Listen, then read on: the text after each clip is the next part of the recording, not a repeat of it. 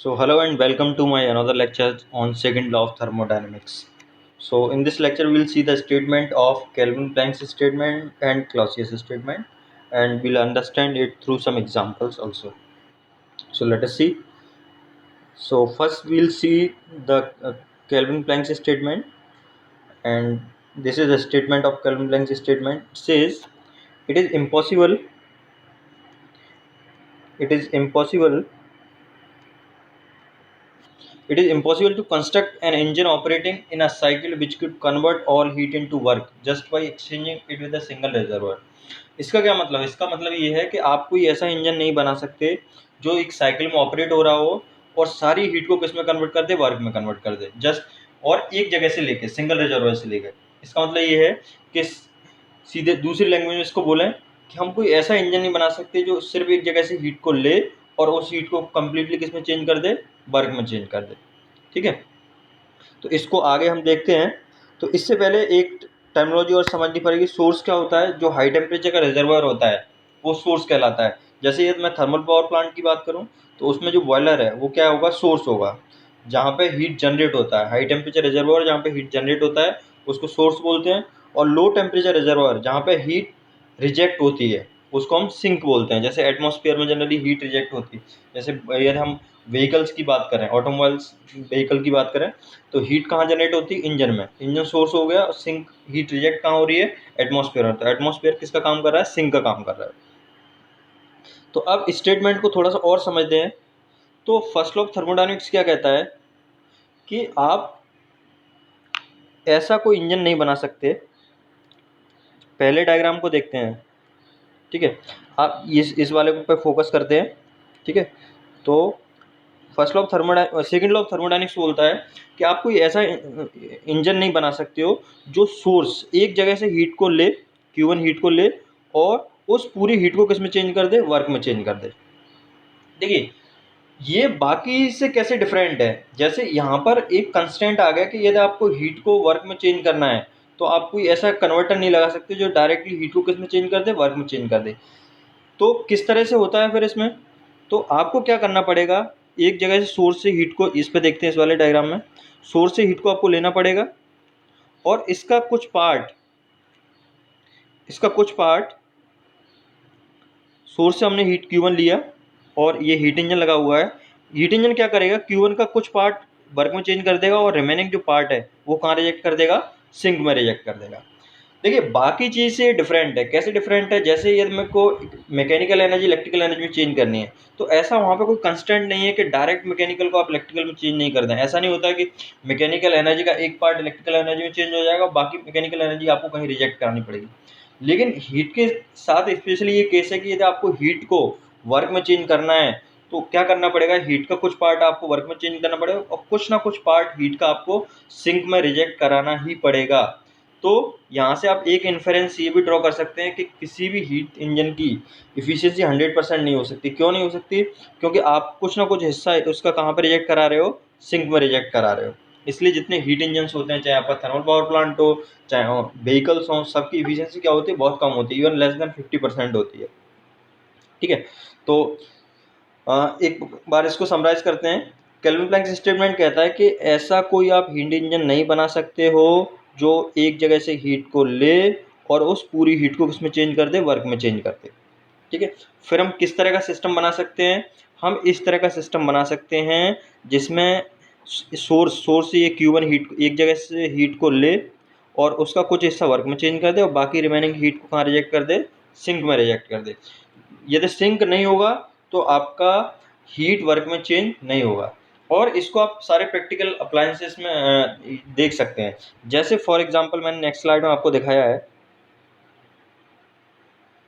हाँ, तो ये वाला सिस्टम पॉसिबल नहीं है और ये वाला सिस्टम पॉसिबल है। और जितने हीट इंजन्स होते हैं, चाहे आपका एक्सटर्नल कंबशन हीट इंजन हो चाहे इंटरनल कंबशन हीट इंजन हो, सारे इस प्रिंसिपल पे बेस्ड हैं। इसको और एक एग्जाम्पल से समझते हैं पिक्चर के थ्रू। जैसे यहाँ पे आप देखो ये बाइक है, ठीक है। तो बाइक में बेसिकली क्या हीट इंजन लगा हुआ है, ठीक है। तो हीट इंजन सोर्स हो जाएगा और यहाँ साइलेंसर से क्या कर रहा है? हीट को रिजेक्ट कर रहा है एटमॉस्फेयर में, तो ये सिंक में जा रही है।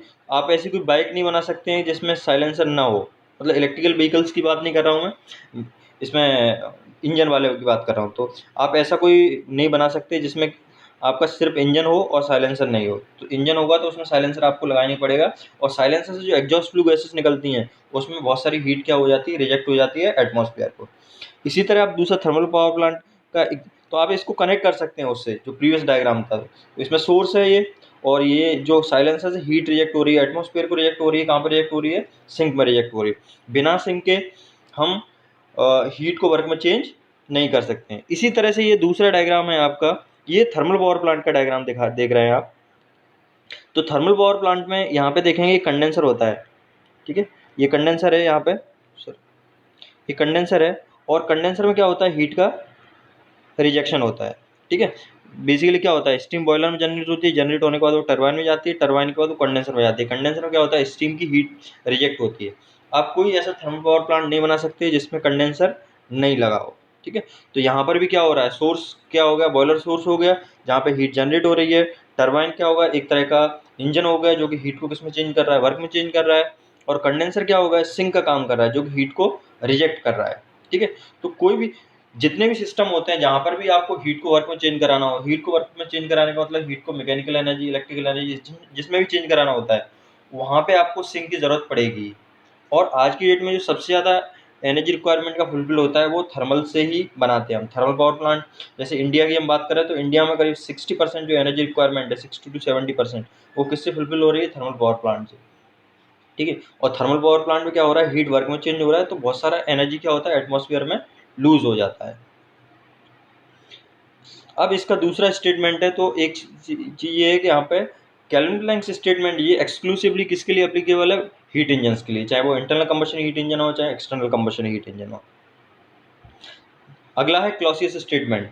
तो क्लॉसियस स्टेटमेंट कहता है कि it is impossible to construct a device that operate in a cycle produce no other effect than transfer of heat from a system at lower temperature to another system at a higher temperature. तो Clausius statement ये कहता है कि आप ऐसा कोई device नहीं बना सकते हो जो कि इस तरह से ऑपरेट हो रहा होगा, हीट को लो टेम्परेचर से एक्सट्रैक्ट करे, लो टेम्परेचर से ऑब्जर्व करे और हाई टेम्परेचर हीट को रिजेक्ट करे। तो किस तरह का हम बना सकते हैं, तो इसमें आप आगे देखेंगे। यहाँ पे देखिए, इस पे आप कंसंट्रेट करते हैं, जैसे ये वाला डायग्राम है, ठीक है। इसमें आप देखोगे ये सिंक है, सिंक से ये हीट को सिंक से हीट को ये ऑब्जर्व कर रहा है, यहाँ से Q2 हीट को ऑब्जर्व कर रहा है, और इस सिंक से ये रेफ्रिजरेटर लगा हुआ, आर का मतलब रेफ्रिजरेटर, और ये हीट को कहाँ रिजेक्ट कर रहा है, सोर्स में। तो आप डायरेक्टली ऐसा कोई डिवाइस नहीं बना सकते जो सिंक से हीट को ले और सोर्स में उस हीट को सप्लाई करे। तो हम किस तरह का डिवाइस बना सकते हैं, सिंक इस तरह का डिवाइस बना सकते हैं जैसे जो कि सिंक से हीट को ऑब्जर्व करेगा। आप इस तरह का एक्चुअल सिस्टम बना सकते हैं। इस तरह का एक्चुअल सिस्टम का मतलब आप यहाँ पे देख रहे हो, ये सिंक से हीट को ऑब्जर्व कर रहा है और सोर्स पे हीट को रिजेक्ट कर रहा है। लेकिन ऐसा कराने के लिए हमको क्या चाहिए, यहाँ पे वर्क आपको सप्लाई करना पड़ रहा है। ये आप जो देख रहे हो ये क्या है, वर्क हम सप्लाई कर रहे हैं। जितने रेफ्रिजरेशन सिस्टम होते हैं सब क्या करते हैं, लोअर टेम्परेचर से हीट को ऑब्जर्व करते हैं और हाई टेम्परेचर हीट को रिजेक्ट करते हैं। जैसे यदि हम एयर कंडीशनिंग की बात करें, एसी की बात करें, तो एसी क्या करता है, जो रूम जिसकी कूलिंग कर रहा है वहाँ से वो हीट को ऑब्जर्व करता है और बाहर एटमॉस्फेयर जो कि हायर टेम्परेचर पे वहाँ पे हीट को रिजेक्ट करता है। लेकिन ये अपने आप होता है नहीं, ये अपने आप नहीं होता, हमें इसके लिए क्या करना पड़ता है, वर्क सप्लाई करना पड़ता है, पावर सप्लाई करना पड़ता है, एनर्जी सप्लाई करना पड़ता है। तो इस तरह का सिस्टम आप नहीं बना सकते, ये पॉसिबल नहीं है। हम क्या बना सकते हैं, इस तरह का सिस्टम बना सकते हैं जो कि एक जगह से हीट को ले, लोअर टेम्परेचर से हीट को ऑब्जर्व करे, हाई टेम्परेचर पे हीट को रिजेक्ट करे। लेकिन ऐसा करने के लिए आपको क्या करना पड़ेगा, वर्क यहाँ पे सप्लाई करना पड़ेगा। कुछ एग्जाम्पल के थ्रू समझते हैं। ये जैसे रेफ्रिजरेटर है, तो रेफ्रिजरेटर में आपने इसमें देख पा रहे हो ये कंप्रेसर लगा हुआ है। तो कंप्रेसर में बेसिकली क्या कर रहे हैं, हम वर्क सप्लाई कर रहे हैं। और रेफ्रिजरेटर में अंदर क्या होगा, एवापोरेटर होगा। तो एवापोरेटर से वो क्या कर रहा होगा, हीट ऑब्जर्व कर रहा होगा, ठीक है, जो उसमें सामान रखा होगा उसकी हीट को ऑब्जर्व कर रहा होगा, और कंडेंसर के थ्रू उस हीट को बाहर क्या कर रहा होगा, रिजेक्ट कर रहा होगा। तो यहाँ पे भी क्या हो रहा है, लोअर टेम्परेचर से हीट को ऑब्जर्व कर रहा है और कंडेंसर से हायर टेम्परेचर पे हीट को क्या कर रहा है, रिजेक्ट कर रहा है। लेकिन ऐसा करने के लिए हमने क्या लगा रखा है, कंप्रेसर लगा रखा है जिसमें हम वर्क को सप्लाई करते हैं। सेम जैसे यहाँ पे विंडो एसी का दे रखा है, तो विंडो एसी में भी क्या करते हैं, एक कंप्रेसर लगा हुआ है जिसमें हम इलेक्ट्रिकल एनर्जी सप्लाई करते हैं, वर्क सप्लाई करते हैं, और वो क्या करता है, लोअर टेम्परेचर रूम से हीट को ऑब्जर्व करता है और हायर टेम्परेचर बाहर एटमॉस्फेयर में हीट को रिजेक्ट करता है, ठीक है। तो this is all about this lecture, thank you. यदि आप कुछ कमेंट करके पूछना चाहें तो पूछ सकते हैं, आई विल बी हैप्पी। और कुछ मुझको सुझाव रिकमेंडेशन देना चाहते हैं तो वो भी कर सकते हैं। Thank you for watching.